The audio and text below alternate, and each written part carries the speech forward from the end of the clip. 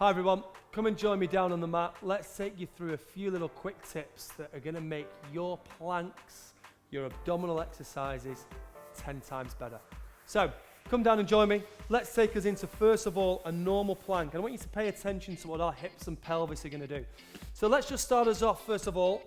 Forearms placed onto the mat, shoulders sat directly above the elbows, and we're going to lift up onto knees. Now look at my spine really quick. So I'm going to lift up onto knees. But I'm just going to check myself in the monitor there. Can you see what's happening to my lower back?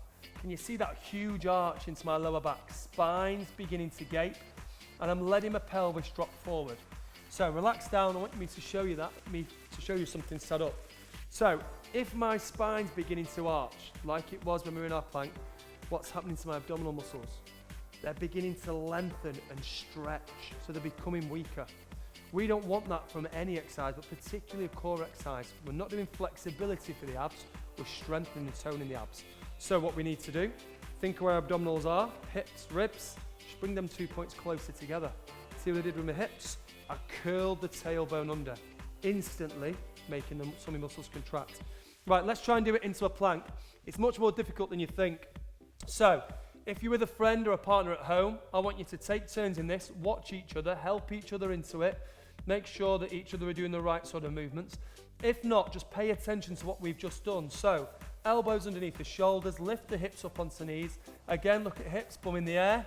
What do? Curl the tailbone under. Can you see what's happened to my back there? So that arch has turned into a nice, flat, straight back. Now in doing that, instantly I can feel the tummy muscles begin to contract.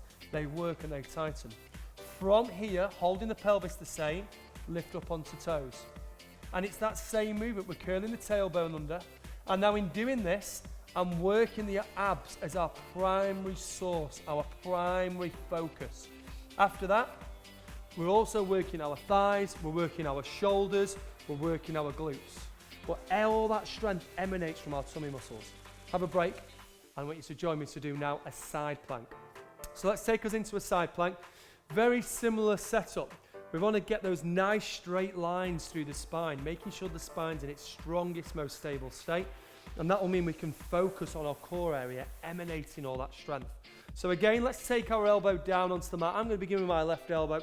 I'm going to make sure that the shoulder's sat over the elbow, forearm onto the mat. Keeping the knees bent, we're going to go knees, hips, shoulders, all in a straight line, and we lift us up. Very similar to what we did with our original plank, but now we're going to keep that nice straight line radiating through the shoulder, the hip, the knee. If we feel comfortable to do so, extend the knees and then lift the hips into the air. Again, spine's not beginning to gape and sink to the floor. We lift it nice and tall.